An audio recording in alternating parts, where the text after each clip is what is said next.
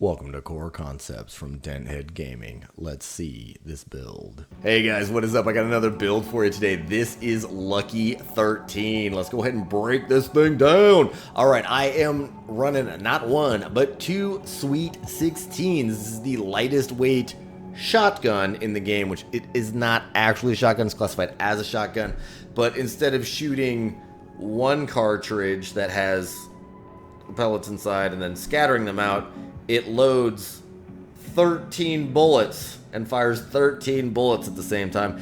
Yes, 13 and not 16, even though it's called a Sweet 16. I was very upset about that when I found that out, or actually realized that. It's super weird. Anyway, moving on, let's go ahead and show you this little dude. Yeah, so it's a fairly close range weapons. I don't know if you guys saw that quick scatter. It's like really wide, really quick. It's not really choked at all. Yeah, those barrels are pointing in multiple different directions, which is super weird. Anyway, I've got not one but two of those, and these things, they actually got a potent kick. I mean, look at that impact. Look at that attack power. These things hit really hard. Not to mention, if you do punish with these, you got a direct hit adjustment of 205. The only thing that really keeps these things sane to be used is its reload time of 3 seconds, which is the highest of any in the game.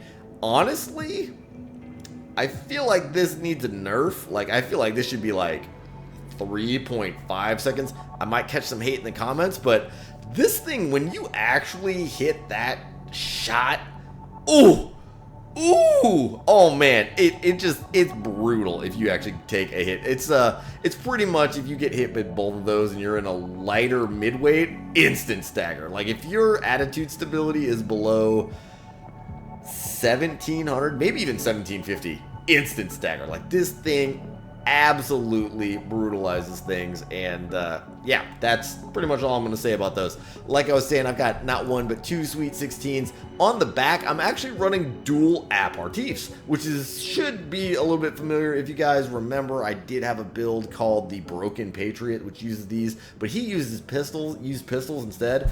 I actually was playing around with the Sweet 16s a lot, and I'm like, you know what would be fun?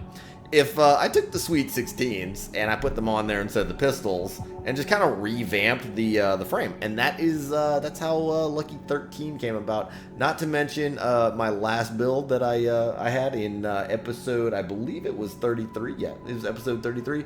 I just filmed it. I should know that. Anyway, yeah. I also had this idea then as well, because I was playing around with the core generator combo a lot. Anyway, moving on. Oh, no, battle strategy. So you pull out the aperitifs up here. You shoot those missiles, and then you swap to these. And then as those fly out, you pretty much just charge directly at your opponent and try to pop them with these.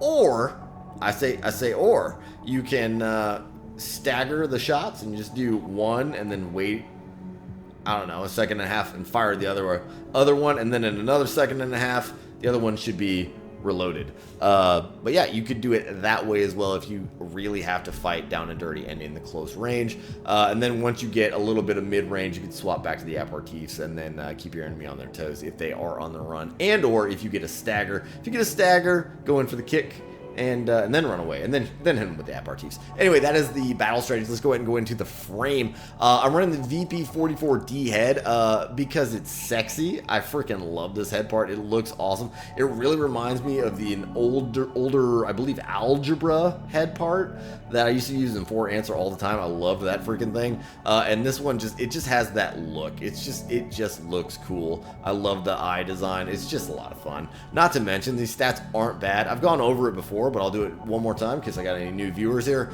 The kinetic defense and the system recovery are really the only two things that are kind of like, do you really have to do this head part like that from software? Anyway, the rest of these stats, though, for the weight to, well, any ratio except for really the kinetic defense, is awesome. Like, it's got the third best stability of any of the head part, yeah, of all the head parts in the game, and it's only trailing by 2 for a second, so it's a tight race.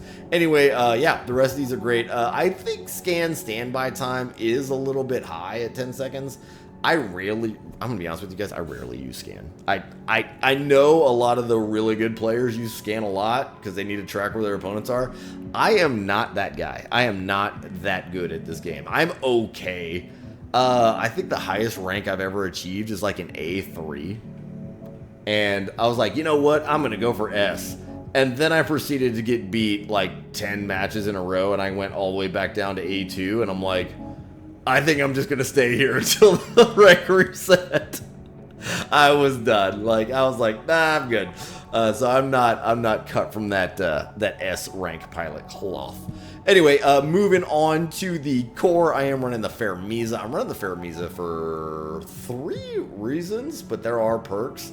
Like, there is a little extra credit in there. I'm really running it for the generator output and the booster efficiency adjust. I talked about this in my last video, how I've been like pairing generators with certain cores, and it's just it just optimizes them a little bit better. I like the stability of this core as well. Stability to light or attitude stability to weight ratio is pretty primo. Well balanced defensive stats. AP, I mean, you're gonna have a lower AP. Your weight is super light, so your AP can't be too high. But they did pretty well on the defenses here. So yeah, pretty solid core choice. I do QB a lot, so this booster efficiency adjust giving me that little extra is a welcome benefit of this core. Moving on, I am running the Alba arms.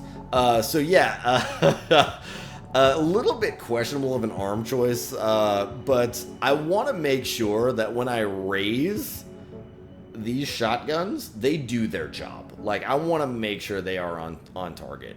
So I really opted for the Albas, not just because they kept my speed nice and high with the weight being so low, but because the firearm specialization is the second best in the game.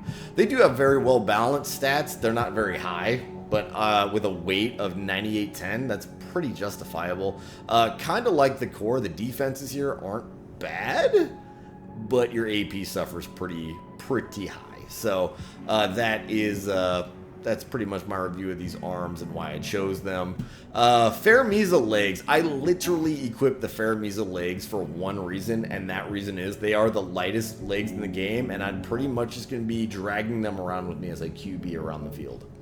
That's pretty much why I did it. So that's it. That's all I did it for.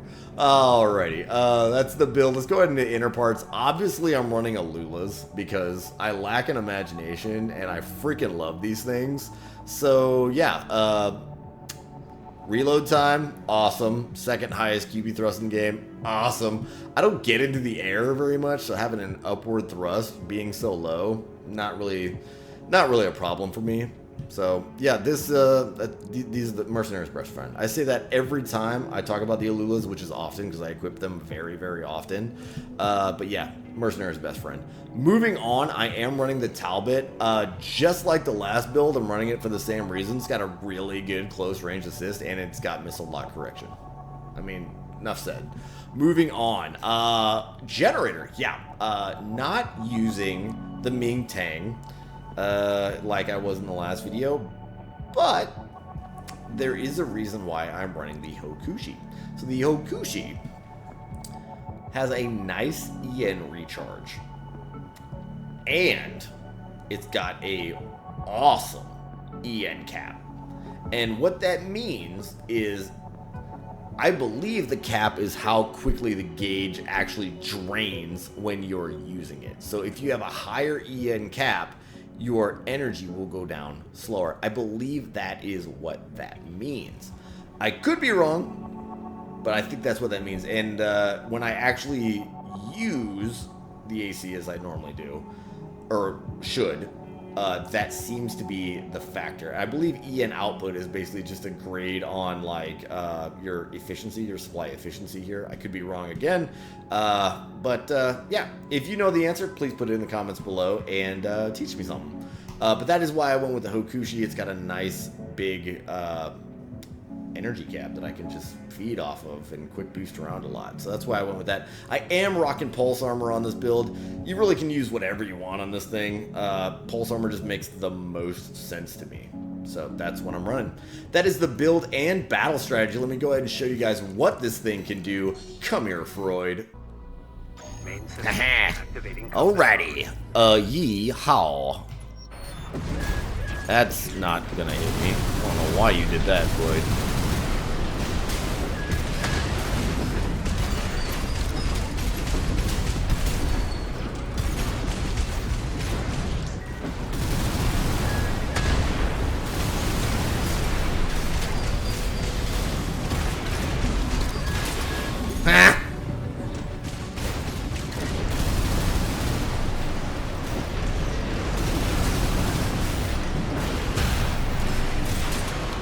Oh, beautiful.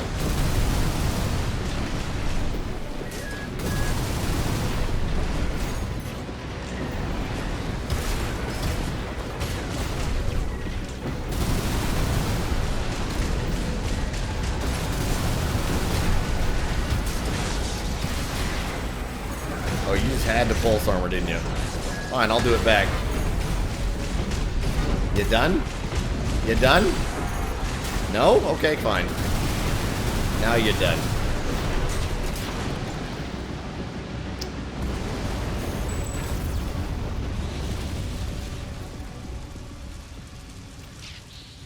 Alright guys, that was Lucky 13. If you like them, I've got a share code just for you. Uploading now.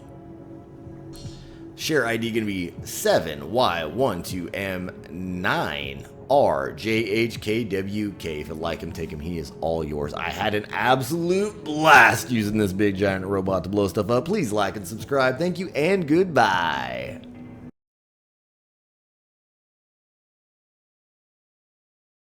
3, 2. Hey guys, what is up? I got another build for you. This is Lucky No, it's not because I didn't load it.